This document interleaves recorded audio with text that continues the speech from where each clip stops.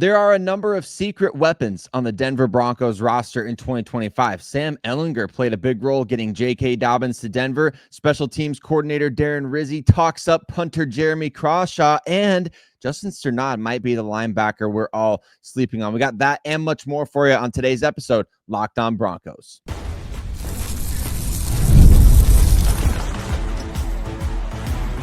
You are Locked On Broncos, your daily Denver Broncos podcast. Part of the Locked On Podcast Network, your team every day.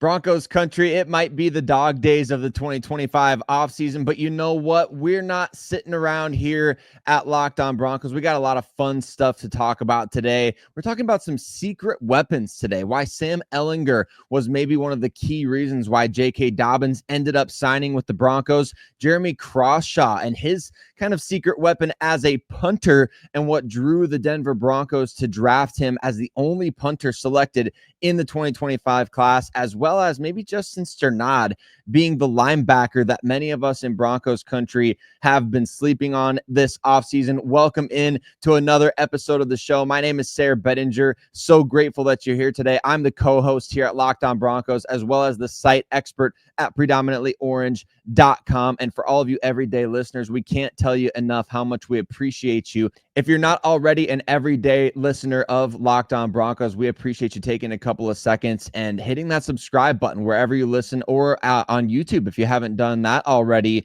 And Broncos Country, today's episode is brought to you by our friends at Game Time. Download the Game Time app, create an account, and use the code LOCKEDONNFL for $20 off your first purchase. The Denver Broncos made some actually pretty big waves across the NFL landscape during minicamp when they signed veteran running back JK Dobbins. Of course, one of the biggest aspects of that story is the fact that the Broncos got him away from the Chargers, who kind of revamped their running back position this offseason. But the Broncos made more understated moves. Actually, they had really only made one move leading up to that point at the running back position, which was one of their worst in 2024. They let go of Javonte Williams. They let him walk in NFL free agency. And then they brought in RJ Harvey through the NFL draft in the second round. And I think a lot of folks were assuming, okay, this is going to be the young guys show once again offensively. It's going to be RJ Harvey. It's going to be Audric Estime, a second-year player the Broncos had high hopes for in his rookie season as well. And then Jaleel McLaughlin kind of coming back and doing his thing. But ultimately, the Broncos saw their running backs over the course of OTAs. They decided to finally bring in JK Dobbins for a visit, which spanned multiple days.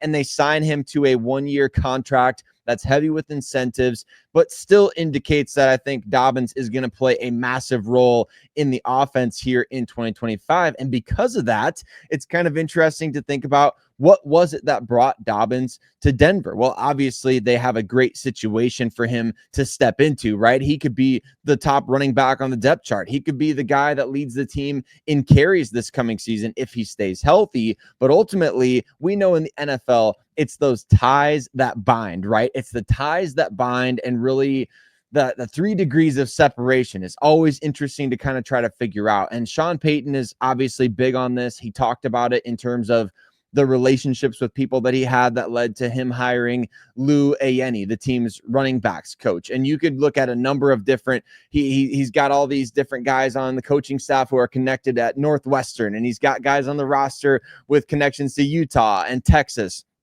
J.K. Dobbins obviously has a number of former Ravens or Ohio State teammates on the Denver Broncos, and we'll get to those guys in a little bit. But the secret weapon in signing J.K. Dobbins might have been Sam Ehlinger. J.K. Dobbins met with the Denver media for the first time after minicamp practices last week, and he talked about the fact that Sam Ehlinger in the state of Texas, where Dobbins is from, was actually his best friend before they left for college. I think when you break down the decision for Dobbins to sign in Denver, obviously familiarity with guys on the roster already helps, but Sam Ehlinger specifically doing some recruiting for the Broncos is quite interesting, because the discussion this offseason has really been a lot about man, the Broncos, they're probably going to keep 2 quarterbacks on the roster. They don't necessarily have somebody like Zach Wilson, who you feel like he could leave in free agency next year and go make millions on another team and potentially even help the Broncos get a compensatory pick.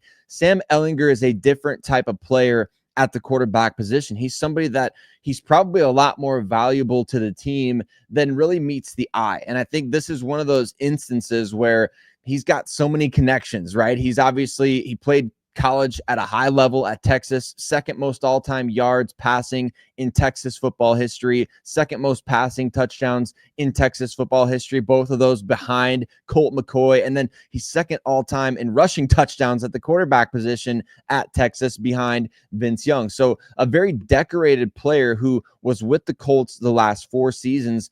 And he's going to be a pretty important guy to watch over the course of the preseason for the Broncos, because he's going to be giving the looks to a lot of these young guys that we're trying to see battle it out for roster spots. And Ehlinger is going to be the guy throwing them passes. He's probably going to get a lot of playing time in the preseason coming up. Does he stand a better chance of making the 53 than meets the eye? Certainly, when you're recruiting guys to come join the team, that probably benefits your case at least a little bit. And I think it's worth discussing, because Sam Ehlinger has plenty of experience in the NFL in terms of being part of a quarterback room. And those third quarterbacks, they have much more of an impact, I think, than you really realize. It's the impact in the quarterback room, in the film room, on the sideline, and just really overall benefiting your starting quarterback from giving him another set of eyes. The Broncos already have Jarrett Stidham. They already have Davis Webb. They have guys who can really help Bo Nix. But when you have that tightly formed bond between a group of guys, you almost don't want to screw with that. You don't want to mess with that if you're Sean Payton, right? And so the Broncos bringing in Sam Ehlinger in the first place is fascinating. But then to know that he's recruiting guys like JK Dobbins, who's probably going to be a starter, probably going to be running out of the tunnel for this Broncos team in 2025. You've got your third string quarterback out there calling up his old best friend and saying, hey, you want to come be part of what we're doing here? We're building something special. So Sam Ehlinger is a unique case, I think, is worth kind of monitoring as we go along this offseason. And yes, it's the dog days of the offseason. And yes, we're talking about third string quarterbacks, but I think this is a unique situation here and a unique debate. And do you keep 3 quarterbacks on this roster if you're Sean Payton? Do you try to allocate that roster spot elsewhere? What are you compromising if you do decide to keep 3 quarterbacks? And where are you sort of, all right, well, we're going light at this position because we're keeping a third quarterback? Because ultimately last year, although Zach Wilson needed that development that he got in Denver, he was inactive every single week. He was the team's emergency third quarterback, which does not take up a spot on your game day roster, but it does take up and occupy a spot on your 53-man roster. And there's got to be a situation every year where you go into the offseason program and you're saying, okay, we have this many spots. We have X number of spots dedicated and devoted to players who they're probably not going to play. And in recent years, we've seen that happen with guys like Frank Crum, and others in sort of similar situations where they're clearly developmental players. They're not necessarily, the Broncos don't want to subject them to waivers because they don't want them getting claimed by other teams, but they also aren't going to necessarily put them on the 53. So guys that are on the practice squad have a better chance of actually playing. So Sam Ehlinger is one of those interesting cases to where, do you try to sneak him onto the practice squad? I think that might be plan A for the Denver Broncos, to have him, and you can still utilize him as your emergency third quarterback. But to put him on the 53-man roster, it's probably going to take a little bit more than recruiting a free agent running back to get there. Ehlinger is going to have a phenomenal preseason and give these guys good looks, and also prove himself in the quarterback room over the course of training camp. It's not like he's going to have to go out there and just be dominating at training camp. There's going to be intangible qualities that he brings to the table that will ultimately determine his standing on the 53-man roster. But one player who has no contest right now for his spot on the 53-man roster is rookie punter Jeremy Crawshaw. We finally got to hear last week from special teams coordinator Darren Rizzi about the Broncos' process of making him the only punter selected in the 2025 NFL draft. Some really good stuff from Coach Rizzi on Jeremy Crawshaw. We're going to talk about that, as well as Justin Strnad, maybe being the most slept on linebacker on this roster right now. Coming up next here, Locked On Broncos. Today's episode of Locked On Broncos is brought to you by Game Time. There is nothing like the NBA playoffs. Am I right? I mean, the intensity, the buzzer beaters, fans losing their minds, right? It's that kind of atmosphere that you really have to just experience live. And this year's matchups, they've already been delivering in that regard. Now that we're all the way to the NBA Finals, the atmosphere, the energy is crazy, especially when you have these fans from Indiana and Oklahoma City. And Game Time makes it fast and easy to get seats, even for these big time playoff games. Prices on the Game Time app, they actually drop the closer that we get to tip off. And with killer last minute deals, panoramic seat views, and no surprise fees, Game Time is a total game changer. I love that in the Game Time app, I can see my exact view before I buy tickets with no surprises. And the app, it just makes it ridiculously simple, right? It's 2 taps and you're done. Take the guesswork out of buying tickets with Game Time. Download the Game Time app,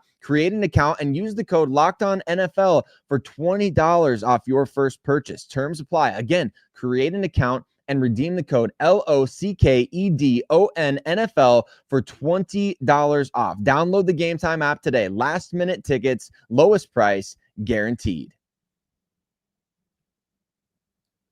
Jeremy Crawshaw has no contest to be the Denver Broncos punter in 2025. And yes, punters are people too, everybody. We saw a number of comments in the comment section over there on YouTube asking about Jeremy Crawshaw. And so, hey, Broncos Country, if there's ever anything you want to discuss on the show, we always appreciate your feedback, whether you hit us up on YouTube, Twitter, however you get in touch with Cody and I. We always love talking about the things that you're passionate about as well, including Jeremy Crawshaw. Everybody's been interested to know, what's the update on this guy? Well, other than booming punts out at minicamp practice, which was certainly the scenario. I remember reading a tweet from Andrew Mason who said that every time the dude kicked the ball, it sounded like a cannon was getting fired off. Jeremy Crawshaw has a big leg. The Broncos made him the only punter drafted in 2025 for a number of different reasons, but Darren Rizzi, the special teams coordinator, actually gave us some really interesting insight into what it was that drew them to Jeremy Crawshaw in the first place. Of course, his natural talent is there. He's got the big leg, and you combine the big leg with the mile-high air, you've got the perfect combination to potentially really just flip field position on a consistent basis. It's kind of interesting to me that no punter has really been able to figure that out in Denver. There's been solid punters, right? I mean, Sam Martin was solid for the Broncos. I feel like Riley Dixon was solid for the Broncos, but nobody has really been able to be that true weapon. And I guess today's episode, we're calling these guys secret weapons, right? Nobody's been able to be that real weapon in the kicking game for the Denver Broncos as a punter. And you feel like that's really unfortunate because you do have a major advantage playing in the mile-high air in Denver. So you would think that whoever's punting in Denver's got a great job, just like anybody who's, supposedly hitting for the Colorado Rockies should have a great job. Although we know that's not really the case, don't we, Rockies fans? But look, the punters in Denver, all kidding aside, they've underwhelmed, in my opinion, in recent years. As solid as Riley Dixon may have been, as solid as Sam Martin may have been, you just feel like you're missing a little bit of something. And now the Broncos may feel like they have the perfect combination with not only Jeremy Crawshaw as the punter, but Darren Rizzi coaching him up. Darren Rizzi is known for being one of the best special teams coaches in the NFL, highly coveted type of coach who's worked with Sean Payton before, was the interim head coach for the New Orleans Saints last year, in case you didn't know about that. And he's just a great leader out there. He's a great guy to have teaching your special teams players the nuances of the game, and he's going to be a huge help for Jeremy Crawshaw, who we can only assume was hand selected by Rizzi himself. And here's what Rizzi had to say about Jeremy Crawshaw at Broncos minicamp. He said, "I really believe at that position, at a specialist position, your demeanor might just be as important as your ability, because it's one play and done. You have to have the mentality of kind of a batter in baseball, if you will, or a golfer. You have to go on to the next swing. I really like his level-headedness. I really like his maturity. I really like his approach." What does that all mean? What Darren Rizzi is trying to say there is that if Crawshaw shanks one, he's not going to get the yips all of a sudden. He's not going to come out there and just have a streak of bad kicks. What he's going to do is he's got that mental ability to climb those mountains, so to speak. He's got the ability to jump those hurdles. He can go right back out there after, a bad kick maybe sets him back a little bit. He can go out there and he can boom the next one, right? And that's what the Broncos need from a rookie at this position. Is you can't have a scenario where for a full game or multiple games in a row, your punter is shanking kicks or having kicks blocked or getting into his own head. It's just like when a kicker misses a field goal, you all of a sudden, you get that dread in your mind, like, oh man, this kicker missed one. Now he's going to be thinking about that miss going forward. The same thing does apply to punters, although not to as significant of a degree, right? When a kicker is missing field goal after field goal or multiple extra points in a row, you're literally taking points off the board. With a punter, you're not taking points off the board, but inadvertently you might be leading to the other team scoring more. And that's where the Broncos really struggled late last season in games against the Chargers, in that game against the Bengals, right? When Riley Dixon was struggling in that way, I feel like the Broncos really were set back defensively. You wasted that great start from the defense that you got against Cincinnati. You wasted an 11-point lead against the LA Chargers. And that was due to the kicking game, the punting game. And so for Jeremy Crawshaw to come in, the expectations are going to be high because, well, you're a punter and you were drafted. So the expectations are just naturally going to be high.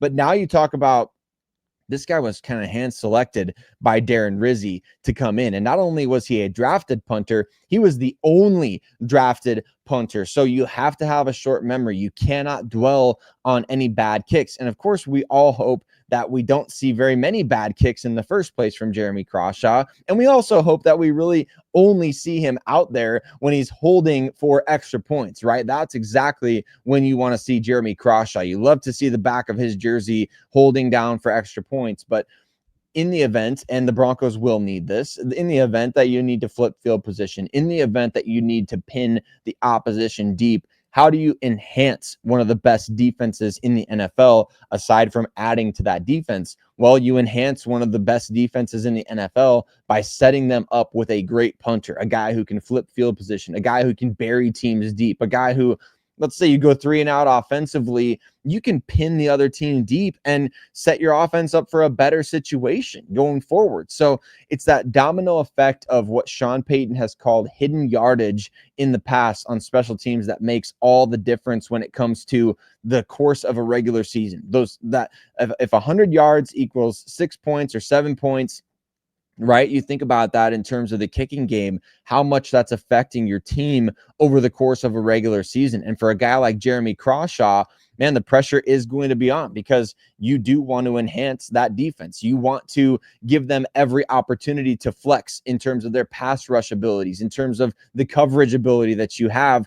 You don't want to be setting them up with short fields. The Broncos need to be one of the best teams in the NFL at opposing starting field position, right? They want to be burying teams deep, and that helps your quarterback, that helps your defense, and that helps your defensive coordinator, especially because you're not having to, okay, we're on our heels immediately. The opposing team is starting closer to the 50 than we like every time they get the ball. Your punter has to be an asset in that way. And Jeremy Crawshaw having a short memory could be one of the biggest secret weapons for the Denver Broncos in 2025. And you know what, Broncos country, that defense being the number one defense in the NFL, what are they missing in order to get there? Well, I think we would all agree that it starts with the linebacker position, right? That linebacker position has to be better in 2025. I would argue if the Broncos could get better, consistent production out of the inside linebacker position, this defense would have absolutely no weaknesses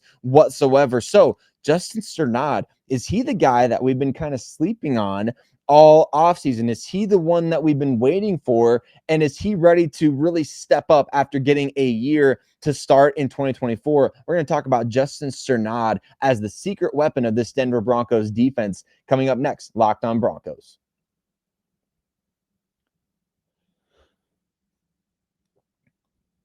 We've all been wondering who is going to be that linebacker next to Dre Greenlaw in the Denver Broncos defense in 2025.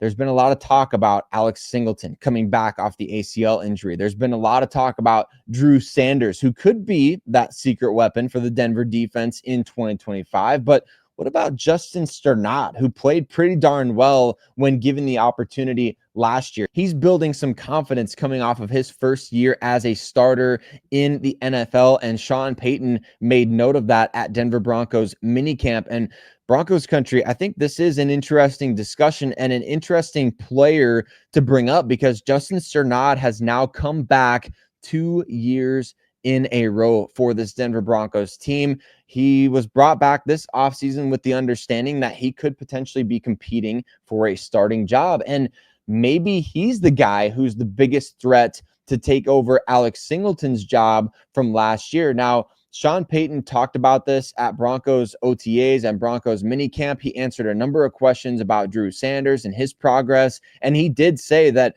having Sanders get those reps at the off-ball linebacker position, he said, I think it is extremely helpful.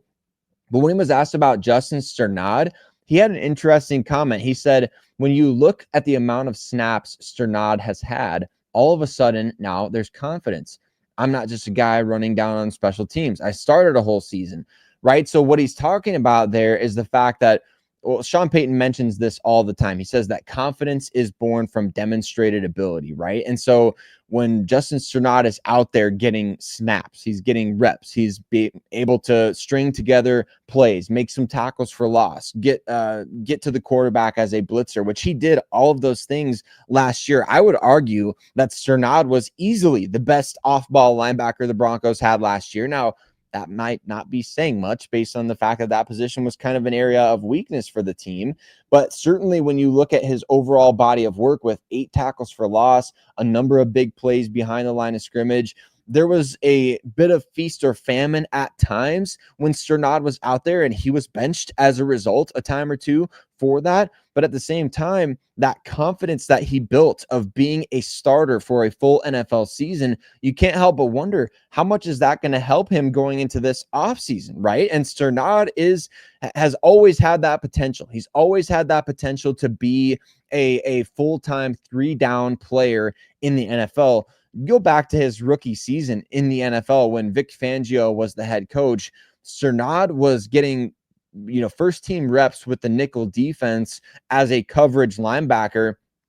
And that was something that really drew a lot of fans to him early on in his career. Remember, Strnad was supposed to be like one of these Fred Warner types that could play on all 3 downs. Now, obviously, the hyperbole when a guy gets drafted is always just off the charts, right? You're always trying to compare him to the best of what his position could turn out to be.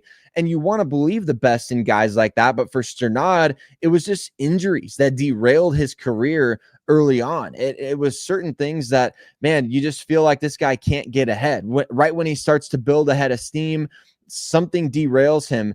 Last year in the preseason, though, I thought that he looked outstanding in the preseason. And then what happened? Well, when we got to the regular season, the Broncos apparently just had no confidence in him at all because they brought in Christian Welch off the practice squad of the Packers, or after the Packers cut him, and you let him play in week 1. And so with Cody Barton leaving and the Broncos kind of reshaping this position, Alex Singleton coming off of injury, Drew Sanders being such an unknown, Strnad really has put himself in a unique position to be able to lay claim to a starting role in 2025 and maybe surprise some people, maybe surprise even, us who cover the team. We look at all 91 guys on this roster and we're sitting here trying to break down, man, who could be that breakout player? You always tend to look for guys that are 25 and under or 26 and under in that regard, but we've seen some late bloomers across the NFL, regardless of position, right? And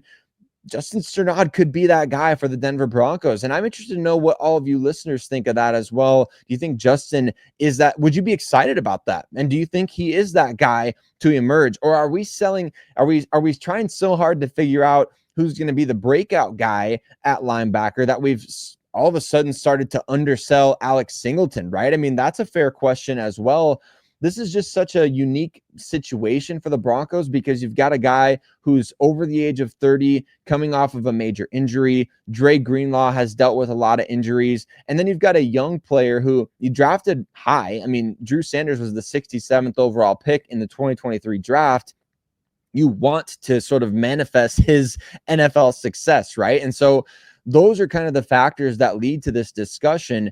And it can cause you to overthink. But like Sean Payton warned a little bit at minicamp, he said, don't be finalizing the roster just yet. Don't be finalizing the depth chart. Don't be trying to figure out all the numbers there because ultimately most people are going to get it wrong, right? And I think that's fair because, yeah, at this time of year, we have no idea what's going to happen in training camp. We have no idea what's going to happen in the preseason. We have no idea how these battles are going to end up playing out. But what we do know is that Justin Strnad played better than any linebacker on the Broncos roster last year. And I mean, better than anybody that's currently on the roster, right? So what Strnad did last season, he could be the perfect complement to a guy like Dre Greenlaw, and he could be a longer term fixture at the position than somebody like Alex Singleton. But does that disappoint you if you're a Drew Sanders supporter? So it's going to be a fun battle to watch this offseason, Broncos country. We're going to continue to talk about battles like that. We're going to continue to talk about